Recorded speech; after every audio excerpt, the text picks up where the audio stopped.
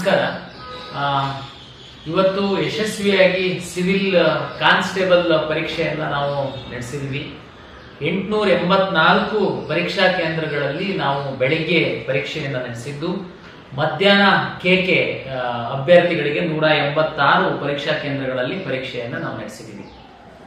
3,77,000 ವಿದ್ಯಾರ್ಥಿಗಳು ಅರ್ಜಿ ಸಲ್ಲಿಸಿದ್ರು. 3,46,47,000 ವಿದ್ಯಾರ್ಥಿಗಳು ಬೆಳಿಗ್ಗೆ ಪರೀಕ್ಷೆಯನ್ನು ಬರೆದಿದ್ದಾರೆ.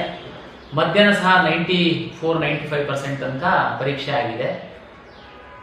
ನಾನು ಏನು ಪರೀಕ್ಷೆ ಮೊದಲು ನಾರ್ಮಲಿ ನಾನು ತಮಗೆ ಒಂದಷ್ಟು ವಿಷಯಗಳನ್ನ ಹೇಳೋದಕ್ಕೆ ಬರ್ತೀನಿ. ಪರೀಕ್ಷೆ ಆದ ನಂತರ ಯಾಕೆ ಇವತ್ತು KE ಅವರಿಂದ ಯೂಟ್ಯೂಬ್ ಅಲ್ಲಿ ಬಂದಿದ್ದಾರೆ ಅಂತೇಳಿ, ನಾನು ಇವತ್ತು ನಡೆದಂತ ಕೆಲವು ಘಟನೆಗಳನ್ನ ಸಾಮಾಜಿಕ ಜಾಲತಾಣಗಳಲ್ಲಿ ಅವರಿಗೆ ಬಂದಂತೆ ಪ್ರತಿಬಿಂಬಿಸುವಂತಹ ಕೆಲಸಗಳು ಆಗ್ತಾ ಇರುವಂತದ್ದನ್ನ ನಾನು ಗಮನಿಸಿದ್ದೀನಿ.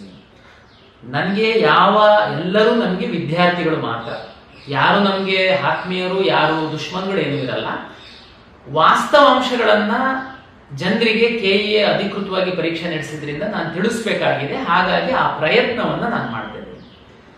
ನೋಡಿ, 3,77,000 ವಿದ್ಯಾರ್ಥಿಗಳಿಗೆ ರಾಜ್ಯದ 31 ಜಿಲ್ಲೆಗಳಲ್ಲಿ 884 ಪರೀಕ್ಷಾ ಕೇಂದ್ರಗಳಲ್ಲಿ ನಾವು ಪರೀಕ್ಷೆಯನ್ನು ನಡೆಸುವ ಹಿಂದಿನ ಶ್ರಮ ಎಷ್ಟಿದೆ ಅನ್ನುವಂಥದ್ದನ್ನ ವಿದ್ಯಾರ್ಥಿ ಪೋಷಕರು ಅರ್ಥ ಮಾಡ್ಕೊಳ್ಳಿ. ಜೊತೆಗೆ ಮಾನ್ಯ ಮುಖ್ಯಮಂತ್ರಿಗಳು ಸ್ವತಃ 3.5 ಗಂಟೆ ಕಾಲ ವಿಡಿಯೋ ಕಾನ್ಫರೆನ್ಸ್ ಮಾಡಿ DC SP ಕಮಿಷನರಿಗೆ ಎಷ್ಟು ಇನ್ವಾಲ್ವ್ ಆಗಬೇಕು, ಯಾವುದೇ ಲೋಪ ಆಗಬಾರ್ದು, ಯಾವುದೇ ವಿದ್ಯಾರ್ಥಿಗಳಿಗೆ ಸಮಸ್ಯೆ ಆಗಬಾರ್ದು ಅನ್ನುವಂಥ ನಿರ್ದೇಶನವನ್ನು ಕೊಟ್ಟಿದ್ದಾರೆ. ಇಡೀ ರಾಜ್ಯದ ಎಲ್ಲ ಜಿಲ್ಲಾಧಿಕಾರಿಗಳು, SP ಗಳು, ಕಮಿಷನರು ಈ ಪರೀಕ್ಷೆಯಲ್ಲಿ ಇನ್ವಾಲ್ವ್ ಆಗಿದ್ದಾರೆ. ಈಗ ಯಾವುದೋ ಒಂದು ಸಣ್ಣ ವಿಷಯಗಳನ್ನ ತಗೊಂಡ್ಬಿಟ್ಟು ಅವರಿಗೆ ಬೇಕಾದಂತೆ ಮನೆಯಲ್ಲಿ ಕೈಯಲ್ಲಿ ಮೊಬೈಲ್ ಇದೆ ಅಂತ ಸೋಷಿಯಲ್ ಮೀಡಿಯಾದಲ್ಲಿ ಬಾಯಿಗೆ ಬಂದಂತೆ ನೀವು ಬಿಂಬಿಸ್ಲಿಕ್ಕೆ ಹೊರಟು ಅಂತಂದ್ರೆ ಈ ಶ್ರಮಕ್ಕೆ ಪ್ರತಿಫಲ ಇರಲ್ವಾಗಿದೆ. ಮತ್ತೆ ಇದು ಈ ಹಿಂದಿನ ಬೇರೆ ಬೇರೆ ರಾಜ್ಯಗಳದ್ದು ಬೇರೆ ಬೇರೆ ಪರೀಕ್ಷೆ ಸಂದರ್ಭದಲ್ಲಿ ಏನು ಕ್ವಶನ್ ಪೇಪರ್ ಲೀಕೇಜು, ಟ್ರಾನ್ಸ್ಲೇಷನ್ ಗೊಂದಲಗಳು, ಮಿಸ್ಪ್ರಿಂಟು ಏನಾದರೂ ಆಗಿದೆಯಾ? ಎಷ್ಟು ಶ್ರಮ ಹಾಕಿ ನಾವು ಯಾವುದು ಅದಾಚುರಿಯ ಹಾಕ್ದಂಗೆ ಮಾಡಿದ್ವಿ.